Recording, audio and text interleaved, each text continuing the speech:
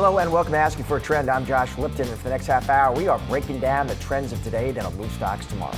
There's a lot to keep track of, so we're focusing on what you need to know to get ahead of the curve. Here are some of the trends we're going to be diving into. Wall Street starting the week off on the right foot. All major indices did end higher as investors await the Fed's rate cut decision. Could making up and breaking up be the key strategy for success when it comes to corporations? We're taking a deeper dive into the landscape of mergers and acquisitions. And he wrote the book on a very unconventional billionaire. We're taking a close look at the visionary who started Patagonia and turned it into an empire only to give away his fortune. It's an interview you don't want to miss. Well, 2025 is turning into the year of the corporate breakup. From Kraft Heinz to Corteva, companies are dismantling past mega mergers, spinning off core units and carving out pure play businesses. Joining me now for more on the M&A landscape, we have Sebastian Tiller, Head of Strategic Mergers and Acquisitions at Vinson & Elkins. Sebastian, it's great to see you on set. Maybe sort of big picture. You look, Sebastian, at the M&A kind of landscape and environment right now. If you compare it, Sebastian, to let's say 6 months ago, or I asked you 12 months ago, what do you see? Well, first of all, thank you so much for having me this afternoon. It's actually quite interesting what you see. I think what we see, if you compare to last year or to even 6 months ago, what you see is that while the actual number of deals may be lower than last year as compared to last year, the transaction volume is significantly higher, which indicates what we've all seen over the summer months, for example, a series of blockbuster deals with very, very big transaction volumes. Where is that activity concentrated, Sebastian? Which sectors? It's hard to say. I think it's across industries, but we've seen it in the consumer business. You've seen the announcement of several big companies that are pursuing a breakup, for example. You've seen it in technology, and you've seen it in industrials, like the big Norfolk Trail merger that was announced over the summer months. That's one of the biggest mergers so far this year. What about this theme, Sebastian? We touched on in the intro, this theme of kind of corporate breakups. My colleague David Hollerith has been writing about this. You know, it could be for different reasons. Maybe it's you're just carving up a company, or you're offloading a business unit. But that theme of corporate breakups has been a real trend. Yeah. Walk me through what you're seeing there. So it's actually a very, very interesting theme. I think there are several elements to that. You've seen breakups of big consumer companies that sort of have a very diversified portfolio of products that they're offering. And I think, and they all, by the way, they came into being in the wake of big billion-dollar mergers. And I think there has been a recognition that those big combinations from years and years ago don't really work, that companies did not achieve the synergies that they were targeting or expecting. That's one. And more importantly, that companies have realized that with a diversified offering, it's very difficult to prevail in a more and more competitive market, right? So you split up and you try and define independent businesses that are more nimble and that can compete in this very competitive landscape. So if those are the reasons, Sebastian, would you expect that trend to continue? Yes. And I think the other aspect, another important angle to that is that some of these breakups are driven by activism, like shareholder activists pushing companies to reconsider their portfolio and sort of pushing for a breakup. Let me ask you, the other big event of this week, of course, is the Fed. The market thinks that cut is a lock. What does that mean for the M&A environment? Well, rate cuts or cheaper money will fuel M&A activity, right? It's the grease for M&A. Financing is the grease for M&A. If rates come down, that will result in lower interest rates also for financings, which will result potentially in an uptick of merger activity because financing becomes cheaper. Let me ask you this, if we're cutting because we're concerned about the labor market, and I just had an economist on the show who was, bubbling concerns about not just slower growth, maybe even something worse. How does an M&A advisor like yourself think through that? Well, I think it's a great question, and I'm not entirely sure it's correlated. All I can speak to, you would hope it has the effect of sort of spurring more employment, of tempering down the stagnation in the employment market. But from an M&A perspective, it's pure fuel. Let me ask you, I've had other M&A advisors in that chair, Sebastian, and they've told me, you know what, if it wasn't for the Trump tariffs, and the uncertainty that's caused, I think we would have seen even more M&A activity. Do you agree with that? That's possible. Yeah, that's right. I think coming out of 2024, I mean, there were several factors, geopolitical conditions that made M&A more difficult to pursue. And then you had an added effect of the uncertainty surrounding the tariff discussion. But I think by now we are at a point where companies have taken that discussion, that back and forth a little bit, or what's coming, into account as they look at their forecast, as they look at their supply chain. So they have taken all that into account. And I think what I see and what I hear is that clients and companies and sponsors have become comfortable with this new environment. Final question, Sebastian, just sticking with Trump, personnel changes, of course, right? Lina Khan out of the FTC, Andrew Ferguson in. How, in your opinion, if at all, has that impacted the M&A landscape? I think it's premature to say anything. It's certainly a new environment. I think it remains to be seen how the new commission will look at, big corporate marriages and how they will look at it from an antitrust perspective. There's no denying the fact that the prior commission under Lina Khan, they promoted theories and ideas that were not shared by all practitioners or the industry. So perhaps there is a return to a more, call it, conservative way of looking at antitrust problems, issues, but it's too early to say. Sebastian, great to see you today. Thanks so much for your time. Thank you so much for having me today. Thank you.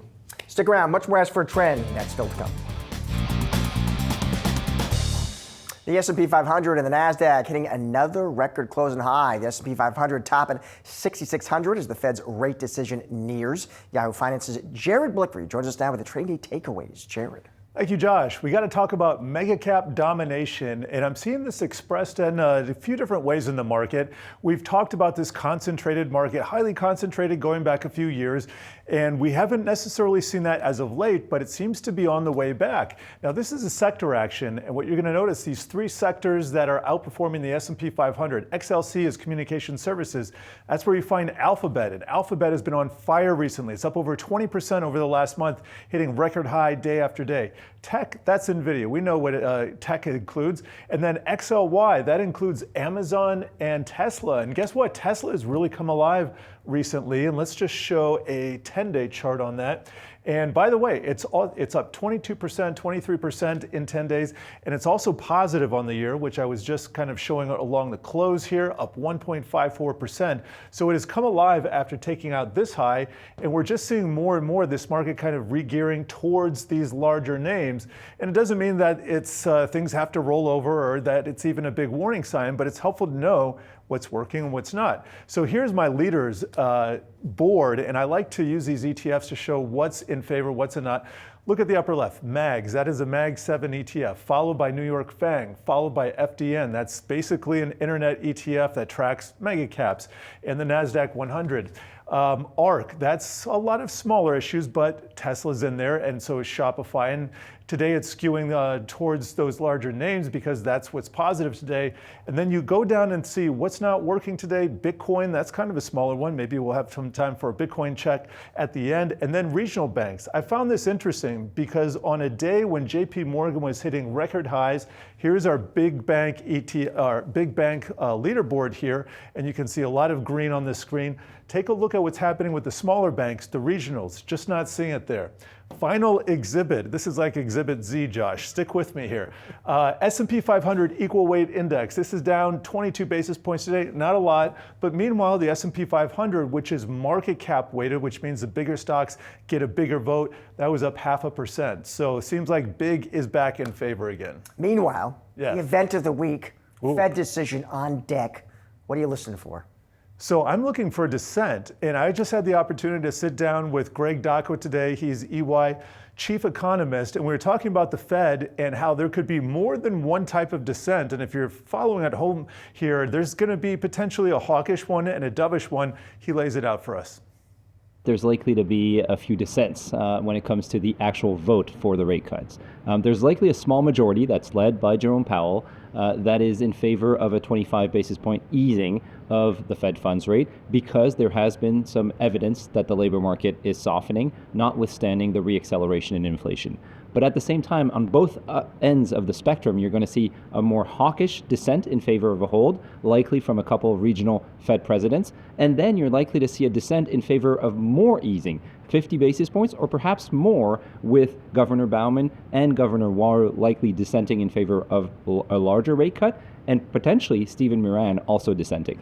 This episode drops Tuesday morning, 8:30 a.m. And by the way, if Stephen Myron is confirmed, you can just expect a lot of, I think, this is my personal opinion, a lot of what people at the Fed. Jennifer Schonberger noted that last week when he was in front of Congress, he mentioned the Fed's third mandate, moderate long-term interest rates. Did you know the Fed has 3 mandates? Well, according to Congress, an exegetical reading of the Federal Reserve Act Section 2A says, in fact, moderate long-term interest rates are a thing, but they haven't been part of the Fed discussion for a few decades now. And there's all kinds of things that could happen. But a lot of dissent at the Fed. If there are 3 dissents, that would be the first time since 1988. So this is a Fed meeting to watch. Let me ask you, and the market thinks that cut's a lock. Yes. Let's we get the cut. It's 25. I'm curious, how do you think the stock market responds and reacts? Well, so this would not be the first cut. It would be a resumption of the rate cutting cycle. Is this good or bad? Well, I found this JP Morgan chart. I thought this was pretty interesting. The x-axis, this horizontal axis, this goes 12 months in the past, 12 months in the future. This line right here is what happens when the Fed resumes cuts after a pause. And you can see there's a little bit of a dip here, but then it kind of stair steps up, and after 12 months, you're at higher highs. And for the most part, before that, you're going to see historically, this is just kind of a flat line. And that's really not what we're seeing right now. If you look back to where we were 1 year ago, well, we are significantly up since then. So we'll have to see if this plays out. I think it could kind of be it's easy to slice and dice something like this a few different ways. But the bottom line is, if we enter recession, if the job market is truly kind of falling out right now, this isn't going to matter that much, because the economy is just not going to like that. The stock market is not going to like that. And we're not going to know if we're in recession for a long time anyway. So, all right, Jerry, thank you, buddy. You bet. Appreciate it. Our next guest has written the definitive book on one of the most unusual billionaires in America, the founder of Patagonia. In Dirtbag Billionaire, New York Times journalist David Gellis takes us inside his life and Patagonia's radical approach to business, from giving away the company to reshaping corporate responsibility and climate activism. David, it is good to see you. So let's talk about this book, this profile of Yvon Chouinard, because it's interesting, David. So he doesn't have a lot of nice things to say about capitalism or the free market, for sure. At the same time, David, he builds this powerhouse for-profit company and brand. What are we to make of that? This is the paradox at the heart of the book. He was a capitalist who was never comfortable with capitalism. He was someone who was making clothes that took a toll on the environment that he was trying to protect with his environmental activism. And these tensions, you could call it irony, you could call it hypocrisy, are at the core of the book. And they start showing up very early in his career, and they extend all the way to this pivotal moment 3 years ago when he actually gives away the company. And that's some of the reasons why this was such a fascinating book to write. Can I ask you, David, I'm sure there's some viewers who are curious, and I'm curious. Does he believe this, David? Or was this a very kind of cunning, shrewd marketing tool? In other words, to say to a certain subset of consumer out there, hey, I know you hate Wall Street and you hate consumerism, and so do I. And by the way, would you be interested in this $200 fleece? Yeah, there's no doubt that, again, this irony is inescapable. And you're right to point out that Patagonia products are extremely expensive. But I can't speak to what's in the deepest, darkest recesses of this man's soul. What I can tell you is that the things he cared about 40 and 50 years ago are still the things he cares about today. And I spent a lot of time with him during the reporting of this book. I went home to his place in Wyoming. He still lives in a log cabin with secondhand furniture. He still cooks off the same cast iron skillet that he bought 50 years ago. So this is truly a man who never developed a taste for luxury. And if that's any measure of sort of the depth of his conviction, about what it means to have wealth and how to use it in the society, I think that's as good of an indication as there is. And I'll also point out, he did essentially forfeit his claim to a multi-billion-dollar fortune. He and his family could have sold it. They could have gone public. They could have taken the profits from the equity in their ownership stake in this company. And instead, they essentially locked it in a black box and said no one's ever going to realize the gains from that potentially very lucrative asset. David, what was he like as a CEO when he was running this company day to day? I mean, I imagine you spoke to employees. What did they say about his leadership style? Listen, my last book was about Jack Welch, the former CEO of General Electric. And a lot of people hold up Jack and General Electric as a real model for leadership, no matter what he did to the economy. And I make a very clear case that I think he had a very negative effect on our economy. I sort of make the opposite argument in this book. Yvon Chouinard, I think, ran Patagonia in a way that is really remarkable and quite laudable in many ways. However, he was throughout his career sort of an absentee manager at best. He would sow chaos in his own company. It was one decision made, the next day reversed. And in fact, he liked to say he never graduated from college, but he very proudly bragged about his MBA, which he said was management by absence. It was chaos sometimes, and yet somehow this company survived. Now walk us through, David, what is Patagonia today? Because as you suggested there, it is now a different, structure, a different governance model.